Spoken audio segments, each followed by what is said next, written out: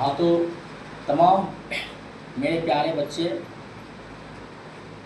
मैं Ravindra classes online इस platform पर आप तमाम बच्चों का स्वागत करता हूँ। चंदन बंदन अभिनंदन है, आदाब है, राधे राधे।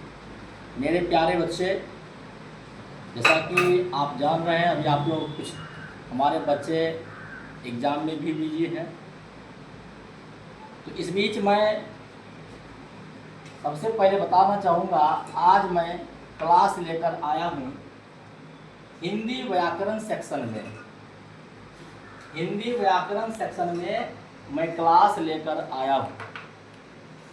क्लास शुरू करने से पहले मैं अपने चैनल का नाम बता दूँ। मेरे चैनल का नाम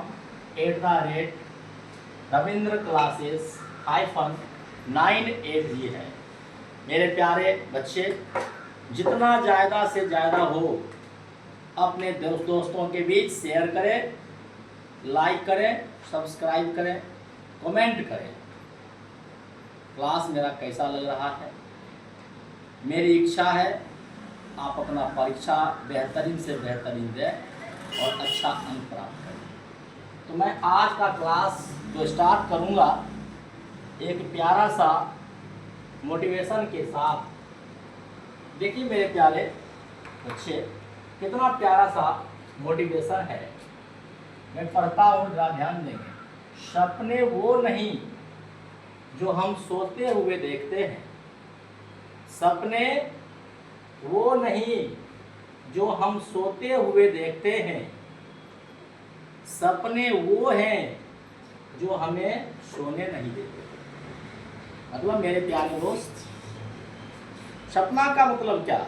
आपका ख्वाब, आपका लक्ष्य जो हम लोग सो कर देखते हैं वो सपना नहीं है।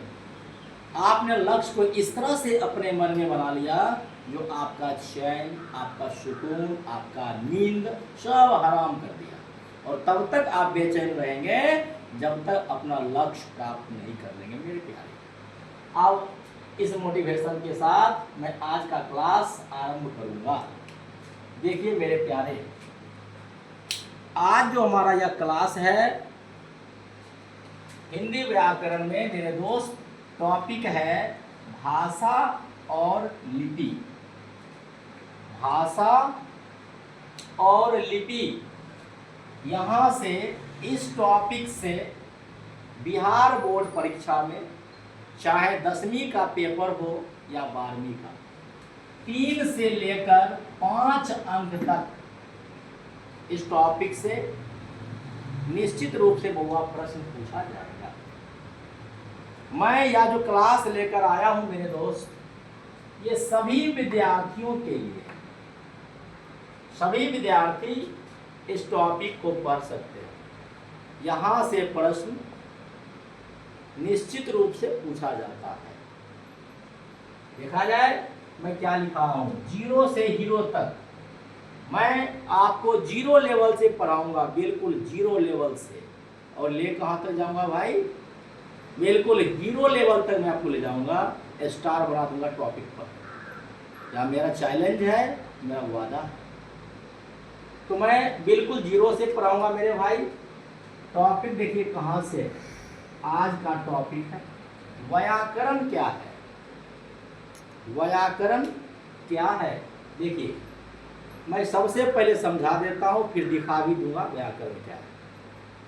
व्याकरण वह शास्त्र है जिसके द्वारा हम लोग किसी भी भाषा को शुद्ध पढ़ना, शुद्ध लिखना और शुद्ध बोलना सीखते हैं, उसे व्याकरण कहा जाता है। अब देखिए क्या लिखा हुआ है, वही बात यहाँ लिखा हुआ है मेरे प्यारे। वैसा शास्त्र जिसके द्वारा किसी भाषा को शुद्ध शुद्ध बोलना, पढ़ना और लिखना सीखते हैं। क्या कहते हैं मेरे दोस्त? उसे व्याकरण कहा जाता है। आप लोग ठीक ढंग से समझ गए होंगे, आप लोग ठीक ढंग से समझ गए होंगे, या आशा होगा मेरे तरफ से कि बढ़िया से समझा गया होगा। किसी भी भाषा को आप शुद्ध बोल रहे हैं, शुद्ध पढ़ रहे हैं और शुद्ध लिख रहे हैं, यही है मेरे भाई व्याकरण। अब आते हैं, जरा देखते हैं व्याकरण के अंग।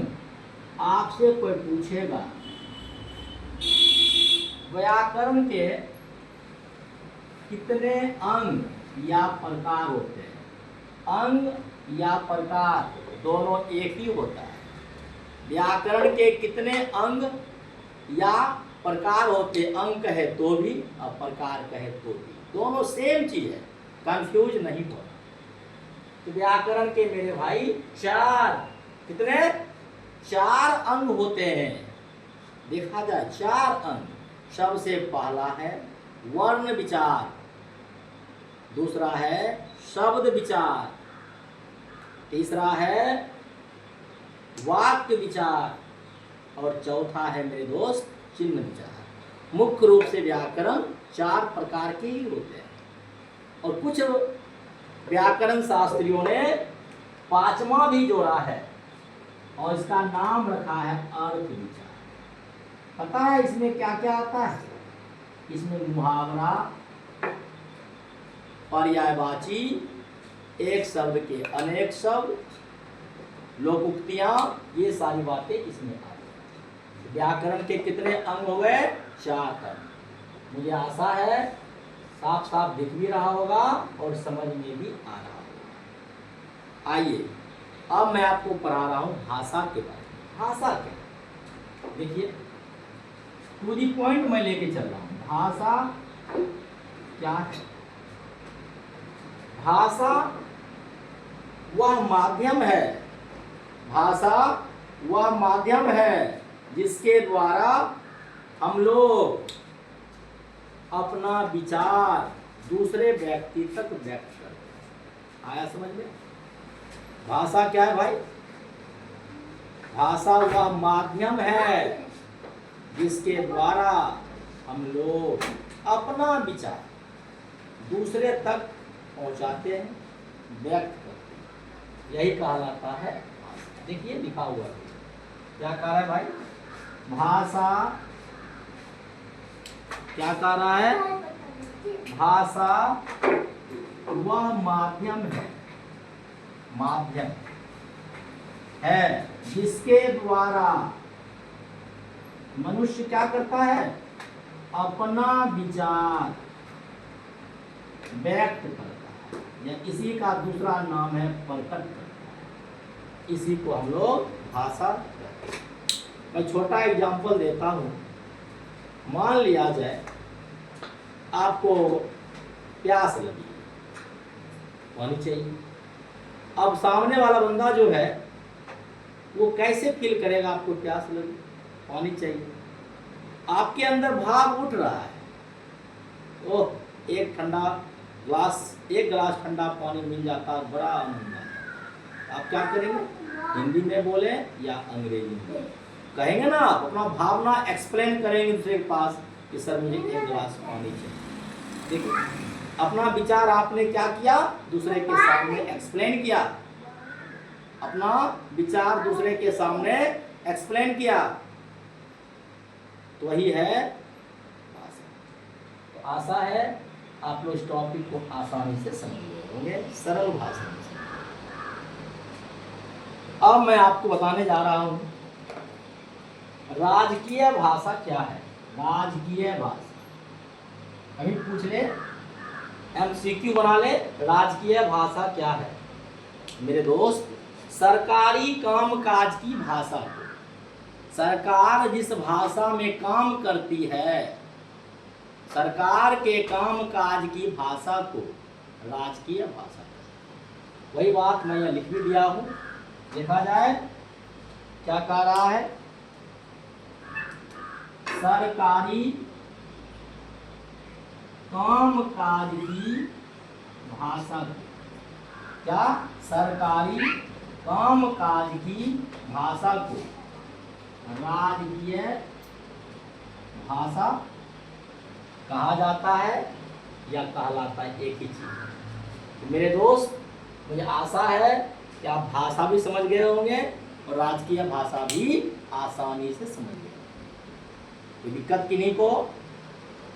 अगर दिक्कत नहीं है तो मैं आप लोगों से निवेदन करना चाहूँगा कि आप लोग मेरे चैनल को अपने दोस्तों के बीच ज़्यादा सब्सक्राइब करें, लाइक करें, कमेंट करें।